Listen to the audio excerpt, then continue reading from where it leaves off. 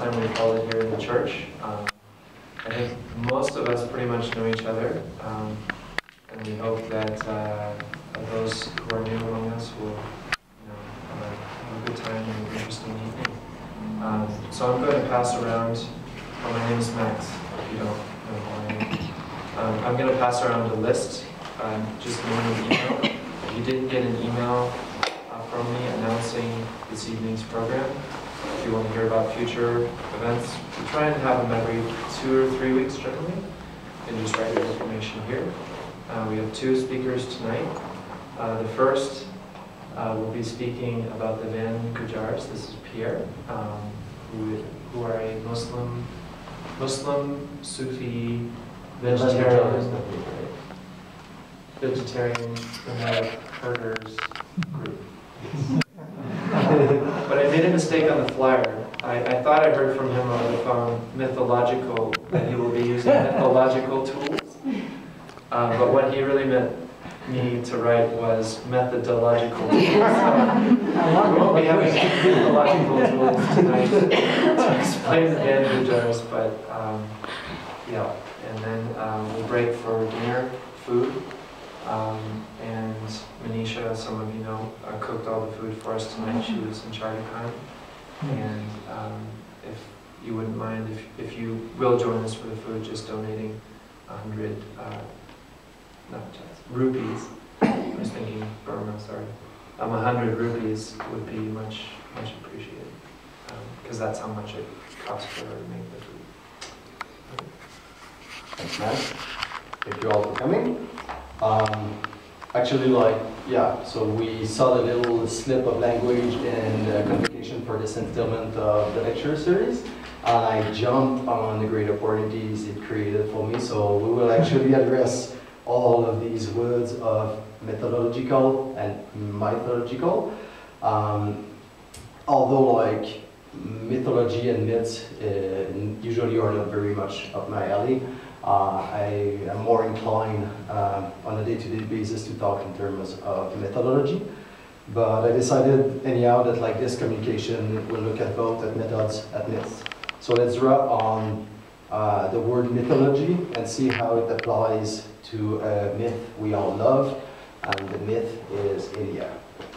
So in anthropology, mythology and myths have been studied mostly under the gaze of structuralist approaches.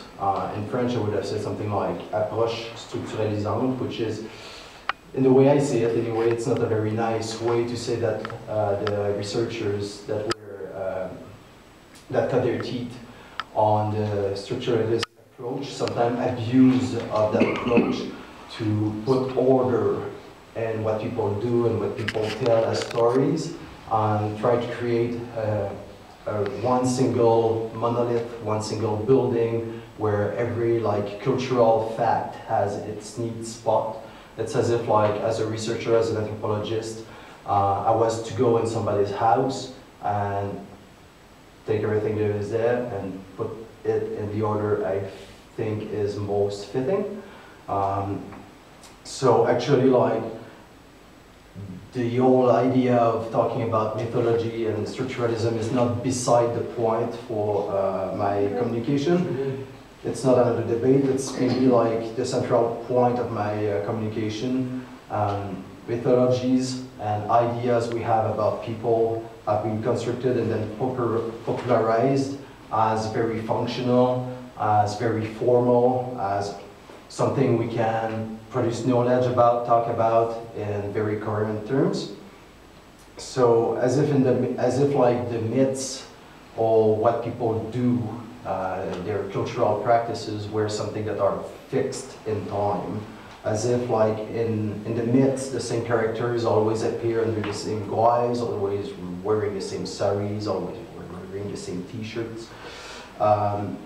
As if Snow White was always white as snow can be white, where actually the myths were, when they were not written, but when they were told as stories, were answering some political functions as well. They were telling people how to conduct themselves. They were telling people what are the good models out there, what are the good ways really like in the ethical term, the good ways to rule a place.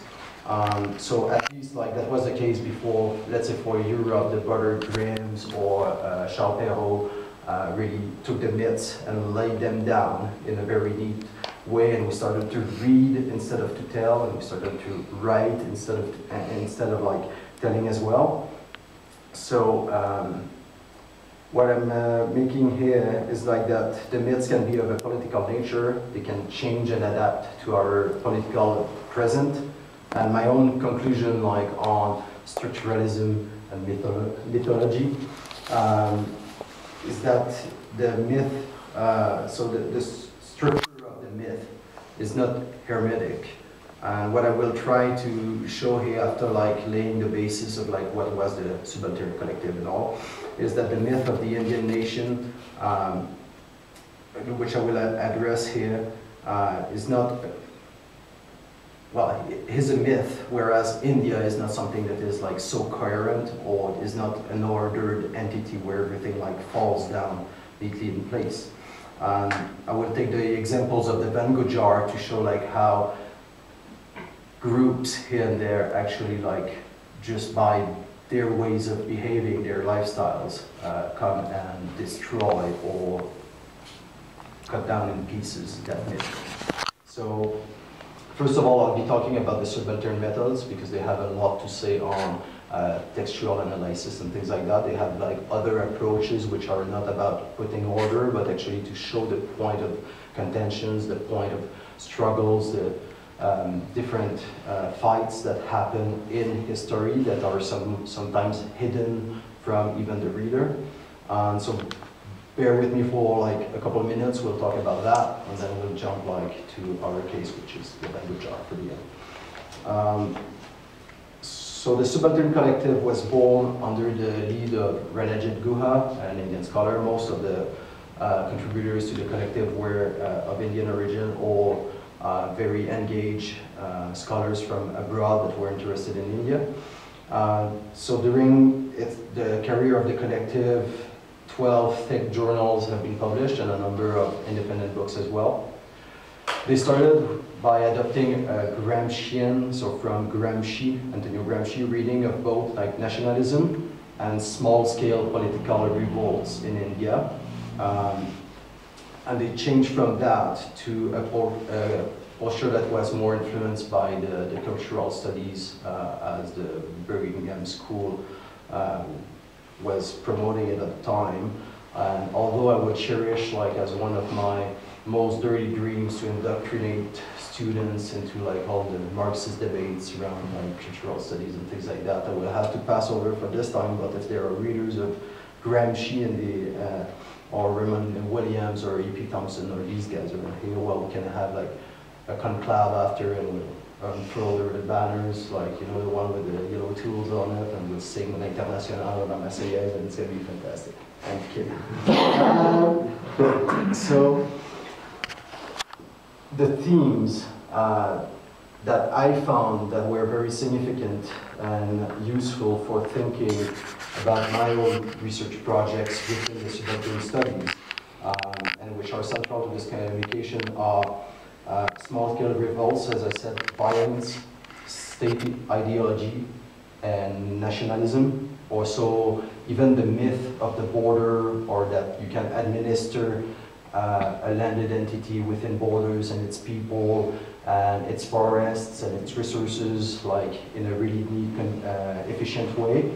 And finally, one of the other themes that is recurrent through the collective is the subversive practice of grassroots actors. So I was really interested into the subaltern ways of doing it. And I'll be talking about how the subaltern or the subalternists put out their study about nationalism, which was trying to get up a myth. So the national whole, or Assemblée des India, for the subalternists was not something was not a single piece. In their opinion, India must have been constructed through discourses through a series of ideological manipulation into one single building. But in fact, it's not a discrete monolith entity. So example, I mean, there's a long history of precursors of social sciences that have been promoting concepts like from the 17th century actually about India, and that we're trying to find a way to define it, especially like British scholars from the 17th century, to try to construct India as one single piece of land that was like living up to one concept. So it started around the time of like Adam Smith, James Ferguson, and then it has been like their concept have been retaken by Karl Marx, and that led to the idea of an Asiatic mode of production. I don't know if you guys heard about, or Oriental despotism. So it was about talking.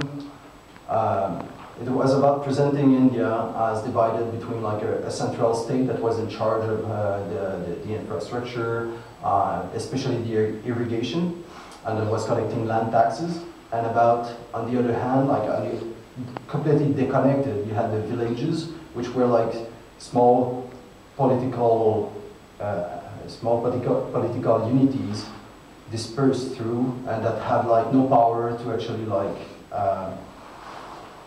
address the administration of the state. So you have like one central state and a complete dislocation, and so people were, according to the Asiatic mode of production, or what has been called later in scholarly books, up to actually 1950, we have like only ruled that concept out quite recently. So that like the people were kept in a backward state in India because they could not access the state, and the state was ruling from the center, and therefore like democracy was not possible under that regime, which was as well a myth, because like India never worked into a single state. It was like princely estates, everyone had their own logics and all. Then when that concept started to wane, another like bunch of scholars, so in the 20th century, Bourgel, Leach, and Louis Dumont, who wrote Homo Hierarchicus, who's like all about hierarchies, especially the caste hierarchies. So the idea then was like to rule out down. He was a structuralist as well. Not thinking in terms of politics at all, looking at religion as the single the single and unique and only concept that was organizing all of India's society, which we know like India has different groups, some of them are not Hindu as well, so it did not quite work, but actually like in academia it was a very influential work that was put out by Louis Dumont, and that has been replicated. And what all these traditions of like talking about India as one single thing have made is that when independence occurred, the groundworks were already there to promote one again like another state ideology where India was a single thing, just like one chunk of people that like were all the same. So I'll be talking about this now. The last functioning myth about the Indian nation might already be dead like since decades, and they would be represented by, I mean, once again, this is like not my specialty, but I think these two are the most important. Gandhism, so Gandhism, which is an ideology quite interesting because like it proposes an alternative to modernity, but it still presents India as like somewhat of a divine family that like is advancing according to like really strict moral principles. And on the other hand, you have like Nehruvian developmentalism, in which India was recast as a vastly modernizing nation, rising to match the other world powers. So you had like two ideas, one that was based like on certain moral principles, the other was like going along the line of big-scale developments. And what is interesting about these two discourses of Gandhism and Nehruvian developmentalism, besides the fact that they are like pretty much the first nationally brewed